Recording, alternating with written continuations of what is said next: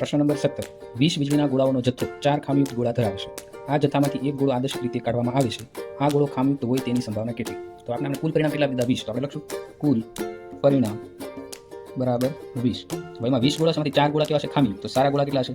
સારા ગોળા બરાબર 16 અને ખામીયુક્ત કેટલા છે? ખામીયુક્ત ગોળા કેટલા છે? 4 ધરાવે છે. તો સંભાવના આપણે કોની કીધી? ખામીયુક્ત હોય તેની સંભાવના શોધો. તો આપણે લખશું ઘટના A બરાબર ખામીયુક્ત ગોળા. એની સંખ્યા કેટલી થશે? બરાબર 4. તો P of A બરાબર ઘટના A ના પરિણામ છેદમાં શું લખશું આપણે? કુલ પરિણામ.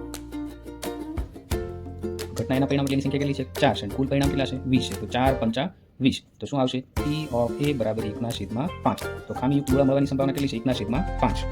હવે દાખલા નંબર 17 નો બીજો ધારો કે કાઢવામાં આવેલો ગોળો ખામીયુક્ત નથી અને તે પાછો મૂકવામાં પણ નથી આવતો. ખામીયુક્ત નથી એટલે કેવો ગોળો થશે? સારો ગોળો.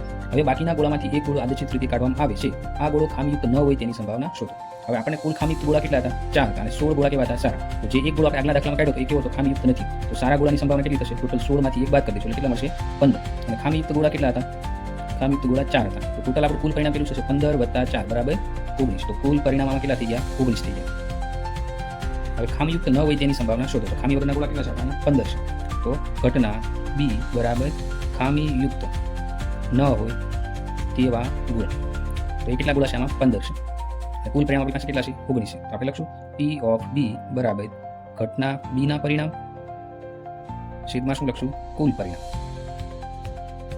તો ઘટના B ના પરિણામ 15 છે અને કુલ પરિણામ આપણા કેટલા છે? 19. તો P of B બરાબર કેટલા આવશે? 15 ના છેદમાં 19 આવશે. એટલે કે ખામીયુક્ત ન હોય તેવા ગોળાની સંભાવના 15 ના છેદમાં 19.